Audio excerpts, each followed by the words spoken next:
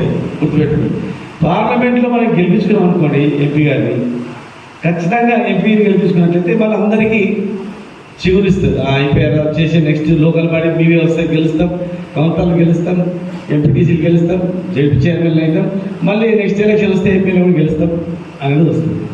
వాళ్ళు చెప్పేటువంటిది మీరు ఎంత తీసుకుపోవాలంటే, వాళ్ళు ఏ అబద్ధాలు చెప్పి అధికారంలోకి వచ్చారు, వాళ్ళు చెప్పినటువంటి జనాలు తీసుకుపోయి ఇంటింటికి పోయి ప్రతి గ్రామంలో ప్రతి గడపకు రైతులు ఉంటే రైతుల దగ్గర పోండి.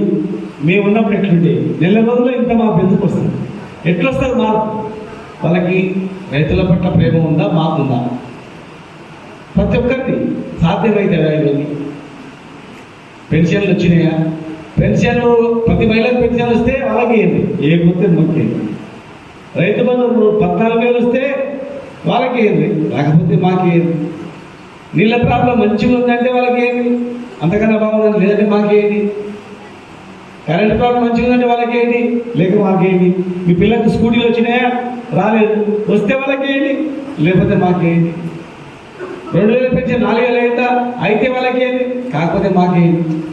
రివర్స్లో అండి, రివర్స్లో ఏ హామీలు ఇచ్చారో ఒక్కొక్క హామీ, ఒక్కొక్క 420 హామీలను గంటాపరంగా బుక్ తీసుకొని తిరగండి. ఖచ్చితంగా మనకు పూర్వవైపు వస్తుంది. త్వరలోనే మరి ఎంపీ గెలిపించుకున్నట్లయితే మళ్ళీ బ్రహ్మాండంగా అవుతుంది. ఈ 5 ఏళ్ళు ఖాళీ ఉంటే మీరు వదిలిపెట్టండి. ఈ 5 ఏళ్లలో పాలమూరు రంగారెడ్డి జిల్లా ప్రాజెక్టు మొత్తం అయిపోగొట్టుకొని మొత్తం నీళ్ళు వేస్తుంది. చెరువులు కుంటలు నింపి ఇక్కడ ఇంకా దారికి ఇట్లా పడుతుంది. ఈ నుంచి కొత్తకోట వరకు మన తెలంగాణ మొత్తం ఆడ వరకు అల్లపూర్ వరకు ఇండస్ట్రీస్, మంచి మంచి కంపెనీలు ఎన్నో వచ్చేవి. నీళ్ళు ఉన్నాయి, మంచి వనరులు ఉన్నాయని చెప్పి ఎన్నో కష్టపడి పనిచేసే మనస్తత్వం మనుషులు ఉన్నాయని చెప్పి ఎన్నో వచ్చేవి. మనం ఎక్కడో బతకని ఎక్కడికి దుబాయ్ పోయినాము, ముంబై పోయినాము, లండన్ పోయినాము అని అనేది. ఈయనే బతకడానికి మనకు ఆధారం ఉంటుండే, బతకడానికి ఎంతోమందికి వచ్చే పరిస్థితి కల్పిస్తుంది. ఆ దిశలు మా అందరికీ కూడా ఏంటంటే ఈ జిల్లాను ఎట్లా డెవలప్ చేయాలి, జిల్లాను ఏ రకంగా తీసుకురావాలి, విద్య, వైద్యం, ఆరోగ్యం అన్నీ ఎక్కడ హైదరాబాద్ మీద ఆధారపడకుండా మహబూబాబాద్ మీద, జగిత్యాల మీద, ఇక్కడ ఈ జిల్లా ఒక జిల్లా మీద ఆధారపడి బతకాలి అన్నిటికీ కూడా అని ఆలోచన చేస్తుంది. అర్థం చేసుకోలేదు, ఇప్పుడు అర్థం చేసుకుంటుంది అనుకుంటున్నా.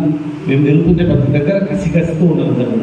రైతులు నిన్న ఒక దగ్గర తిరుమలగిరి దగ్గర రైతులు పోతూ రైతులు నడితే ఏడుస్తూ ఉన్నారు. ఇటుక బట్టల కార్మికులు నడితే కళ్ళలో నీళ్ళు వచ్చేవారు. ఎవరు సార్ పట్టించుకుని నాకు లేదు సార్, ఇట్లా అయిపోతుంది సార్ అని. కనుక దయచేసి నెగ్లెక్ట్ చేయకుండా ప్రతి ఒక్కరు పాటుపడాలా, పూర్తి వారికి ఎన్నుకొని మరి అత్యధిక మెజార్టీ గెలిపించడానికి కృషి చేయాలని చెప్పి అందరూ కూడా విజ్ఞప్తి చేస్తూ జై తెలంగాణ. వాడుకున్నారు బీజేపీ, అందుకే మనం మెసేజ్ పెట్టారు, రాముని మొక్కుదాం, బీజేపీ తొక్కుదాం. ఇటువంటి మతతత్వ పార్టీలు మనకు వద్దు. మతతత్వమే కాదు, బీజేపీ ఈ 10 ఏళ్ళుగా చేసింది ఒక్కటి చెప్తే చాలు, జయశ్రీరామ్ తప్పకి మనం చెప్పినా. 10 సంవత్సరాల్లో కేంద్రంలో ప్రభుత్వం ఉంటే ఉద్యోగాలు చెప్పారు, నల్లధనం చెప్పారు, రకరకాలు చెప్పారు, ఇల్లు చెప్పారు, రైతులకు ఇచ్చేస్తామని చెప్పి ఏం చేయలేదు. అదే రాముడికి అందరు ఇచ్చారు, అందరు ఇంటికి పంపారు, అందరు ప్రజలు ఇచ్చారు. నేను కూడా 2 లక్షలు ఇచ్చిన ఆ రోజుగా. అట్లా అందరికి దేవుడు కావాలి. కానీ బీజేపీ పార్టీ కేంద్రంలో 10 ఏళ్ళ నుండి ఏం చేసిందంటే ఒకటే పని, వాళ్ళు ఆలోచించాలి, వీళ్ళాలి, వాళ్ళు చేయాలి, ఒక్కరికి ఇదే తప్ప ప్రజలకు ఏమైనా చేస్తాడు ఏం లేదు. రేపు ఏమైనా చేస్తాడు ఏం లేదు, ఏం కూడా కాలేదు. ఇప్పటికే 10 ఏళ్ళు చూసినా, ఇంకా 5 ఏళ్ళు ఏం చేసేది లేదు. కాబట్టి దయచేసి మనం ఎవరు కూడా కన్ఫ్యూజన్ ఉండవద్దు. నేను ఒకటే ఇప్పుడు నేను చెప్పినా కదా, ఈ 2 పార్టీలు జాతీయ పార్టీలు ఏ రాష్ట్రంలో ఉంటే గవర్నమెంట్ ఆ రాష్ట్రం నాశనమైనవి. చూసుకోండి, ఏ రాష్ట్రం ఎక్కడికైనా సరే, తమిళనాడు కానీ మిగతా రాష్ట్రాలు ఏమన్నా ప్రాంతీయ పార్టీలు గట్టి, తమిళనాడు జాతీయ పార్టీ దగ్గరికి రానిరు వాళ్ళు. డిఎంకే అన్నది ఏదో ఒకటి వాళ్ళు ఇద్దరు తప్ప రానియారు. ప్రజలంతా తెలుగుతోని ప్రాంతీయ పార్టీ కలిపింది. ఎందుకంటే ప్రాంతీయ పార్టీ అయితేనే వాళ్ళ ప్రేమ ఉంటుంది, మన రాష్ట్రం బాగుపడాలి, కొట్టాడానికి బాగా డెవలప్ చేసుకోవాలి. జాతీయ పార్టీలు రకరకాల ఎజెండాలు ఉంటాయి వాళ్ళకి. వాళ్ళు దేశం మొత్తం ఆలోచన చేయాలి వాళ్ళు, కానీ ఒక రాష్ట్రంలో ఒకటి చేయాలని ఆలోచన ఉండదు వాళ్ళకి. మరి అటువంటి జాతీయ పార్టీలు మనకు వద్దు. ఈ కాంగ్రెస్ పార్టీ వద్దు, బీజేపీ పార్టీ వద్దు, మన కేసీఆర్ వద్దు, బీఆర్ఎస్ పార్టీ వద్దని అందరూ పనిచేయాలని కోరుకుంటూ. అచ్చా నిన్న మనం ఇంకో చర్చ పెట్టి పోయేటోడు పోకుండా మీ సార్ కూడా బీజేపీలోకి పోతాడు కదా, ఇంత దొంగలు నేను బీజేపీలోకి పోతాడంట. ఇదో చెత్త పుకార్లు అయిపోయాను. అర్థమైందా? అది కేవలం పుకారు మాత్రమే, ఎక్కడ పోయేది లేదు. మనం బీఆర్ఎస్ పార్టీ భవిష్యత్తు కూడా బీఆర్ఎస్ పార్టీదే. కొందరు తెలియగానే బీఆర్ఎస్ పార్టీ పని అయిపోయింది, ఇట్లా బీఆర్ఎస్ పార్టీ పని అయిపోయిందని ఇప్పటికి 20 సార్లు అన్నారు. టీఆర్ఎస్ పార్టీ పెట్టినప్పుడే ఇది పుట్టింది పోతా అన్నారు.